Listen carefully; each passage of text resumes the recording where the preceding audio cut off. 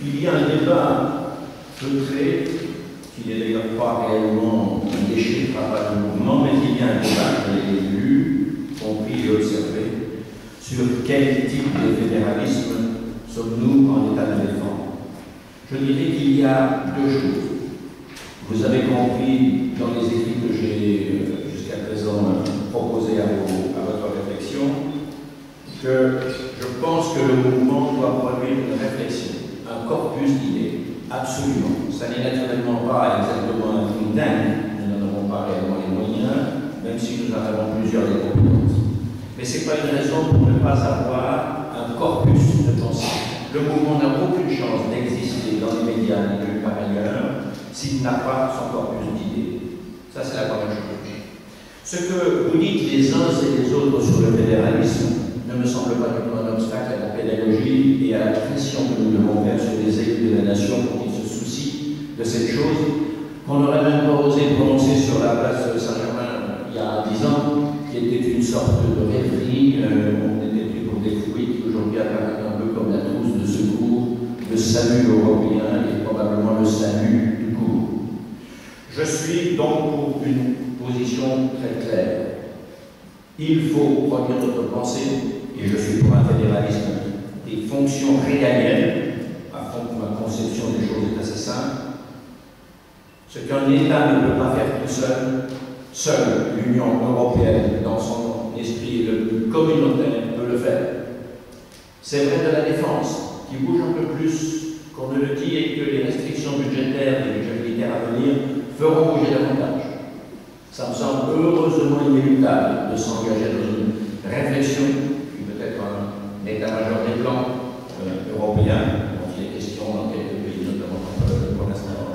Mais en réalité, la vraie chose, c'est qu'il ne faut pas laisser passer l'opportunité formidable que vient de nous fournir il y a 2 mois Mme von der Leyen, qui est la ministre allemande des Affaires sociales.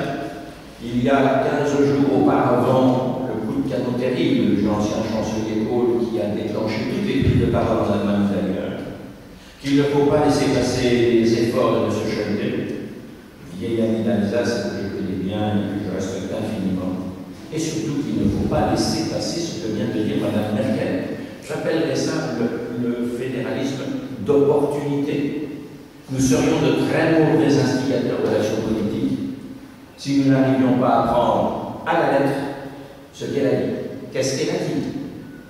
Elle a dit d'abord qu'il n'y avait pas d'avenir hors d'une certaine construction.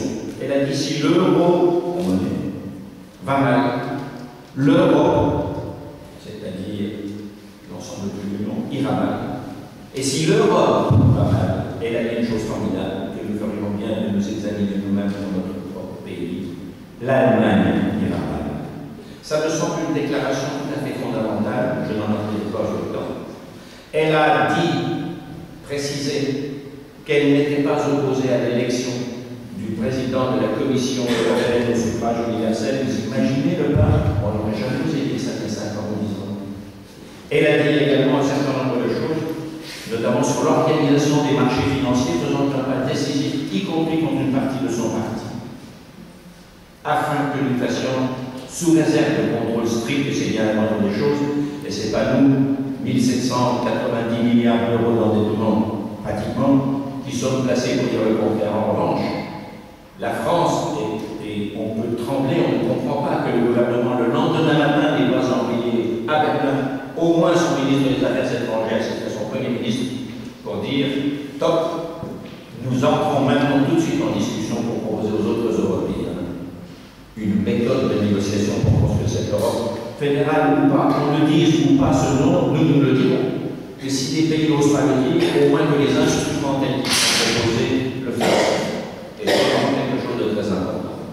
Voilà, me semble-t-il, une réponse à la hauteur de ce dont ce mouvement a besoin, qui n'est pas une assemblée de whist, pourtant eux reconnus d'utilité publique.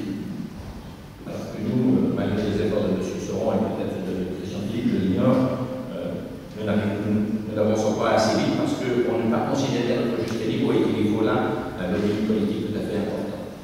Et voilà la réponse que nous pouvons faire dans cette affaire qui est extrêmement nouvelle et très importante. Ça ne repassera pas deux fois la fin de Si nous y décourageons, ce sera fini. Merci. Sur généralement, les cours, ce sera le moment venu sur le dossier. Il s'agit de répondre aux deux questions qui ont été posées, c'est-à-dire notamment les conditions sur la droite et les conditions d'avoir le plan en France sur le fédéralisme. D'abord, moi, je suis extrêmement partagé sur la montée journalistique du débat sur le fédéralisme. Parce que le fédéralisme qui est proposé par Matthieu au Congrès de CDU, je vois bien le Golduc qui entoure la boîte, c'est-à-dire l'élection du président de la commission sur l'universel. Je ne sais pas qui pense ici, aujourd'hui, c'est quelque chose de négociable à 27-27. Le renouvellement du corps du Conseil européen transformé en deuxième chambre fédérale contre le Parlement européen, ça c'est l'empaquetage, la communication. Et au fond, vous n'avez plus qu'un fédéralisme budgétaire extrêmement restrictif et extrêmement répressif. Et le danger que je vois, c'est que pour des Français, qui sont très peu familiarisés avec l'idée du fédéralisme, parce que historiquement et administrativement, notre peuple n'a pas cette culture fédéralisme. Quand on parle de fédéralisme, peu de monde ne sait la réalité de ces. Et là, là-dessus, je crois qu'il y a un vrai danger d'identifier dans la population le fédéralisme à cette modalité de fonctionnement d'un budgétaire extrêmement agressif. Je reviendrai sur ce qui circule aujourd'hui.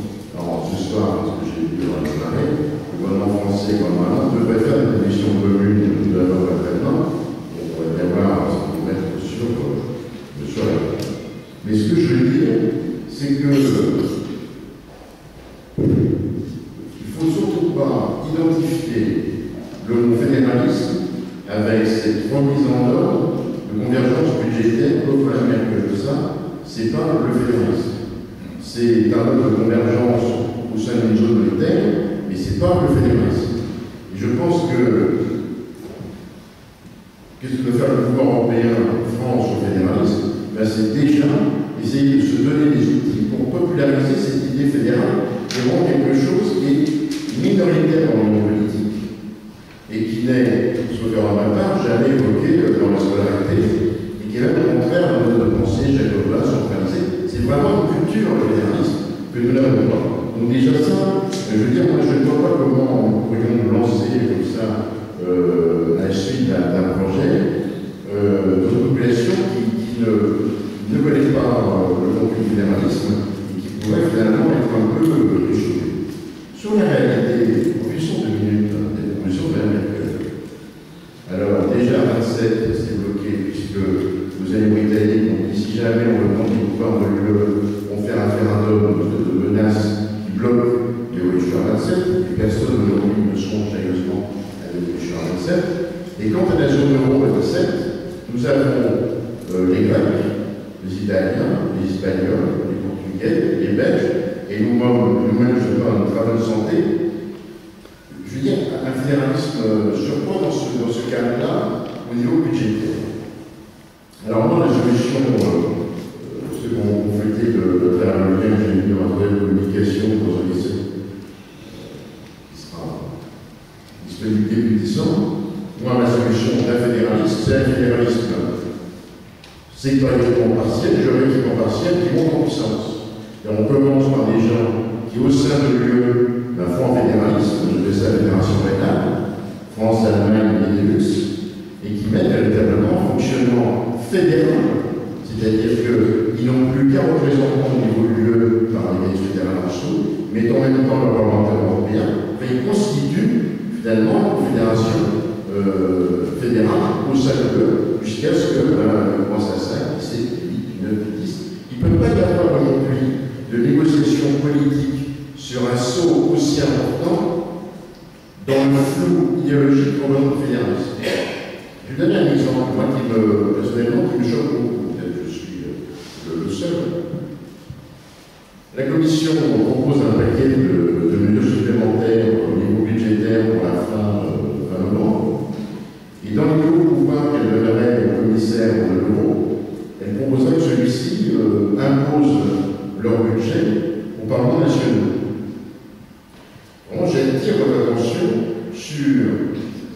la faille qui est en train de se construire entre les pro-européens et les marges de société qui sont de plus en plus attirées par le souverainisme, la bataille se passant sur la base de la démocratie nationale au sein de l'Europe. Moi, je trouve qu'une espèce de confusion entre une espèce de répression budgétaire ou fiscale qui n'est absolument pas accompagnée d'un projet politique de fédéralisme, c'est-à-dire de structures qui ont des compétences exercées pour le bien commun dans certains domaines délimités. Ça, il n'y a pas de trace dans l'EPSI, il n'y a pas de trace sur la table pour le moment. Donc c'est très loin du fédéralisme tel que moi je pensais quand les